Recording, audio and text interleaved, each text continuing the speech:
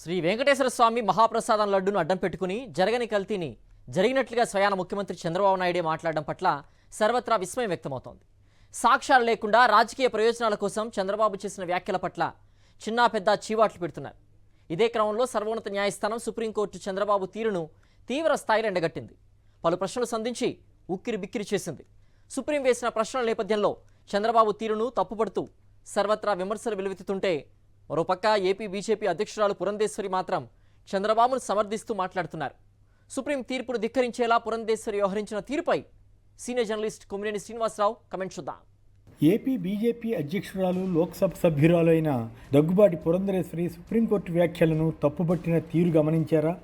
తాను అర్థవంతంగా మాట్లాడడం లేదని ఆమెకు తెలుసు. అందుకే కొంత తడబాటుగా మరికొంత పొడిపొడిగా మాట్లాడారు. టీడీపీ అధినేత ముఖ్యమంత్రి చంద్రబాబు నాయుడును సమర్థించడానికి ఆమె తంటాలు పడ్డారు. నిజానికి ఇలాంటి సందర్భాల్లో నిజాయితీగా మాట్లాడితే వారి విలువ పెరుగుతుంది. ఎంత మిత్రపక్షమైనా వారు ఏమి చేసినా సమర్థించే దశకు వెళితే ఆ మరక వీరికి కూడా అంటుతుందనే విషయాన్ని మర్చిపోకూడదు. ఇప్పటికే కూటమిలో మరో భాగస్వామి అయిన జనసేన అధినేత పవన్ కళ్యాణ్ తాను ఎక్కడ వెనకబడిపోతానో అని ఏదో దీక్ష అంటూ ఇష్టం వచ్చినట్లు మాట్లాడి గబ్బయ్యారు. చివరికి తాను లడ్డూ కల్తీ గురించి తిరుమల యాత్ర చేయలేదని, గత 5 ఏళ్లలో పాపాలు జరిగాయని, అందుకు ప్రాయశ్చిత్తంగా వెళ్ళానని చెప్పవలసి వచ్చింది. పవన్ కళ్యాణ్కు అబద్ధాలు ఆడటం, మాట మార్చడం కొత్త కాదు. కానీ ఈసారి మరీ గట్టిగా బుక్ అయ్యారు. చంద్రబాబును గుడ్డిగా బలపరచపోయి పురంధరేశ్వరి పవన్ కళ్యాణ్లు అప్రదిష్ట పాలయ్యారు. తిరుమల శ్రీ వెంకటేశ్వర స్వామి ప్రసాదమైన లడ్డూలో జంతు కొవ్వు కలిసిందంటూ సంచలన వ్యాఖ్య చేసి దానికి ఆధారాలు చూపించలేక పల్టీలు కొట్టిన చంద్రబాబు దేశవ్యాప్తంగా పరువు పోగొట్టుకున్నారు. హిందువుల దృష్టిలో ఆయన దేవుడి పట్ల తీరని అపచారం చేశారు. అలాంటి వ్యక్తిని సమర్థించిన వీరిద్దరూ కూడా అపచారం చేసినట్లే అవుతుంది కదా.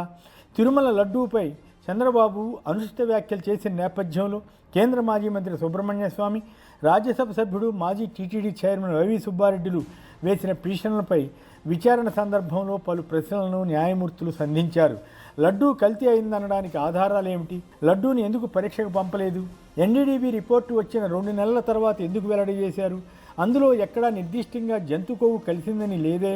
ముఖ్యమంత్రి స్థానంలో ఉన్న చంద్రబాబు నాయుడు కోట్లాది మంది హిందువుల మనోభావాలను దెబ్బతీనేలా మాట్లాడవచ్చా? దేవుణ్ణి రాజకీయాలకు దూరంగా ఉంచాలి కదా అంటూ పలు వ్యాఖ్యలను గౌరవ న్యాయమూర్తులు చేశారు. ఈ వ్యాఖ్యలపై భిన్నాభిప్రాయం ఉంటే ఉండవచ్చు, అయితే అవి అర్థవంతంగా ఉండాలి. అంతే తప్ప కోర్టు ధిక్కార ధోరణిలోనో న్యాయమూర్తులకు ఉద్దేశాలు ఆపాదించే రీతిలోనో ఉండకూడదు. ఈ వ్యాఖ్యలపై చంద్రబాబే ఎంతవరకు స్పందించలేకపోయారు. దానికి కారణం కేవలం తాను తప్పు చేశానన్న సంగతి తెలుసు కనుక. జంతు కొవ్వు లడ్డూలో కలిసిందని తప్పుడు ఆరోపణ చేసి దొరికిపోయానన్న విషయం అర్థమైంది కనుక సీఎంకు ఉన్న పరిస్థితులు సమీక్షించుకుని మాట్లాడాలా వద్దా అనేది ఆయన ఆలోచన విధానంపై ఆధారపడి ఉంటుందని పురంధరేశ్వర్ అంటున్నారు. ఎంత సీఎం అయినా ఇష్టం వచ్చినట్లు స్పీచ్ ఇవ్వచ్చా? కోట్లాది మంది హిందువుల విశ్వాసాలను దెబ్బతీయవచ్చా? గతంలో కూడా పలు సందర్భాల్లో న్యాయస్థానాలు పలువురి ప్రకటనలు రాజ్యాంగ స్ఫూర్తికి విరుద్ధంగా ఉంటే తప్పుపట్టాయి. ప్రభుత్వం తీసుకున్న నిర్ణయం సరిగా అమలవుతోందా లేదా అనేది కోర్టులు పరిగణలో తీసుకోవాలని ఏదో అర్థం లేని మాట చెప్పారు. ఇందులో నిర్ణయం ఏముంది? ఒక అబద్ధం చెప్పడానికి సీఎంకి అధికారం ఉందని ఆమె వాదించదలిచారా? ఈ మధ్యనే ఒక కేసుకు సంబంధించి సుప్రీంకోర్టులో విచారణ జరిగిన సందర్భంగా న్యాయమూర్తులు కొన్ని వ్యాఖ్యలు చేశారు. వాటిపై తెలంగాణ ముఖ్యమంత్రి రేవంత్ రెడ్డి కొంత అతిగా స్పందించారు. వెంటనే న్యాయమూర్తులు సీరియస్గా తీసుకున్నారు.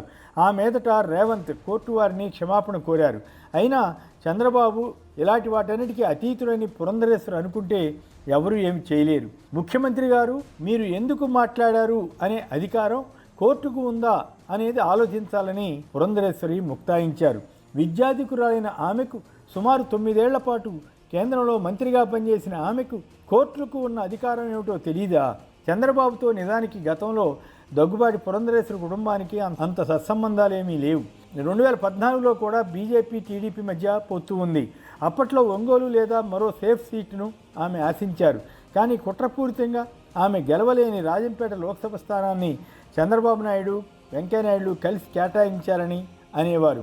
ఫలితంగా ఆమె ఓటమి చెందారు. తన భర్త మాజీ మంత్రి దగ్గుబాటి వెంకటేశ్వరరావుకు ఉప ముఖ్యమంత్రి పదవి ఇస్తానని చెప్పి ఆ తర్వాత ఎగవేయడంతో సహా పలుమార్లు చంద్రబాబు తీవ్రంగా అవమానించారనే బాధ పురంధరేశ్వరికి ఉండేది. ఒక కుటుంబ కార్యక్రమంలో పాల్గొనడానికి చంద్రబాబు రాగానే ఆమె వేదికపై నుంచి దిగి వెళ్ళిపోయిన ఘట్టం కూడా ఉంది. పలు చేదు అనుభవాలు ఉన్నప్పటికీ ఎక్కడ రాజీ కుదిరిందో కానీ ఆమె పూర్తిగా మద్దతురాలైపోయారు. తన చెల్లి కళ్ళల్లో ఆనందం చూడడానికి పురంధరేశ్వరి తన పరపతిని తగ్గించుకున్నట్లయిందన్న వ్యాఖ్యలు వస్తున్నాయి. జగన్ ముఖ్యమంత్రిగా ఉన్నప్పుడు ఆయన న్యాయ వ్యవస్థ నుంచి ఎలాంటి సమస్యలు ఎదుర్కొన్నారో అందరికీ తెలుసు. కొందరు న్యాయమూర్తులు తమ ఇష్టానుసారం వ్యాఖ్యలు చేసేవారు. ఒక జడ్జి అయితే ఏపీలో రాష్ట్రపతి పాలన పెట్టాలన్నంతగా తనకు సంబంధం లేని అంశాలపై కామెంట్లు చేశారు. అయినా అప్పట్లో పురంధరేశ్వరికి కోర్టులు అలా మాట్లాడవచ్చా అన్న సందేహం రాలేదు. పైగా చంద్రబాబు, పవన్ కళ్యాణ్లతో పాటు ఈమె కూడా ఆనందం చెందారు. ఇప్పుడు మాత్రం చంద్రబాబును ఎవరూ ప్రశ్నించకూడదని చెబుతున్నారు. కోర్టులు వ్యక్తం చేసిన సందేహాలకు సమాధానం ఇచ్చి ఉంటే బాగుండేది. కానీ ఆమె అలా చేయక అసలు కోర్టులు వ్యాఖ్యానమే చేయకూడదన్నట్లు మాట్లాడుతున్నారు. ఇక పవన్ కళ్యాణ్ అయితే మొత్తం మాట మార్చేశారు, నాలుక మడతేశారు. తను దీక్ష ఎందుకు చేసింది తొలుత చెప్పిన దానికి ఆ తర్వాత ఆయన వివరణ ఇచ్చిన దానికి సంబంధం లేదు. ఆపసోపాలు పడుతూ పవన్ కళ్యాణ్ కాలినడకన తిరుమల వెళ్ళినా చంద్రబాబు పాపంలో ఆయనకు కూడా వాటా ఉండక తప్పదని చెప్పాలి.